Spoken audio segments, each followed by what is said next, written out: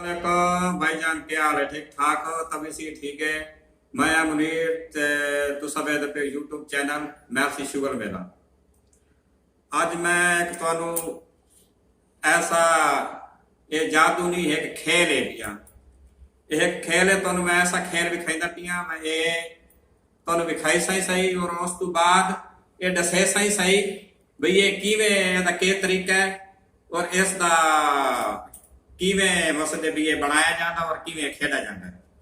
ये वेख लो ये इस टाइम ये कोई सिक्के पे ठीक है ये सिक्के मैं ये पा दिते सही है। ये सिक्के इस टाइम ये देखो खाली कर दिते। ये देखो माचिस खाली ये दोनों वहां पास देख सकते हैं तुसा कि इस माचिस बिल्कुल खाली इनू हुण आपां बंद कर दे रहे। आवाज आती पई है आवाज आती पई है ये आवाज आती पई है नहीं आती पई आवाज आती पई है। ये सिक्का है ये ट्रैक जड़ा है तुहानू ये कोई जादू नहीं ते ना ही अगर असा जादू करिए तो थाई घर बैठे जड़ा ना सरों कमा सकते हैं। ये कोई जादू नहीं सिर्फ एक हाथ की सफाई ठीक है। ये तुहानू इहदा मैं तरीका दसेसा बई ये किस तरीके इस गेम नू खेड़ा गया और किस तरीके का क्या तरीका है।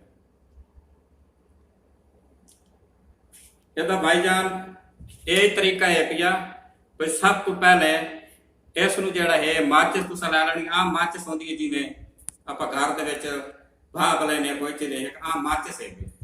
इस माचिस नूं क्या करना है कि इस जगह ते इस नूं पहले इत्थे रख देना। देखो इहदे ते पे इस जगह पे अगर नहीं समझ आती तो देखो इस जगह पे इहनूं इत्थे रख के इहनूं बंद कर देना इत्थे दोबारा।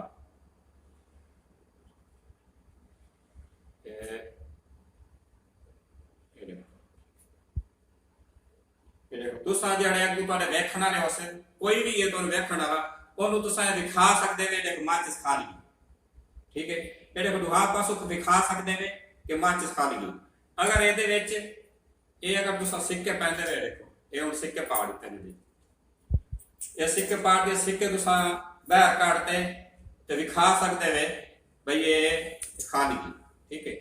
जिस टाइम तुसा ये बंद करनी है ना माचिस ते ये जड़ियां डू त्रै अंगलियां इन्हें इस तरह करके बंद करनी ये जिस टाइम तुसा बंद कर सो ये सिक्का विच आ गया सी। ये वेखण वाला यही समझ सी भाई ये कोई जादू है ये कोई जादू नहीं ये सिर्फ एक हाथ की सफाई है। अगर मेरी वीडियो अच्छी लगी है तो इस वीडियो को लाइक करना है कमेंट करना है शेयर करना है तो मेरे सू अगली वीडियो के नाल अल्लाह हाफिज़।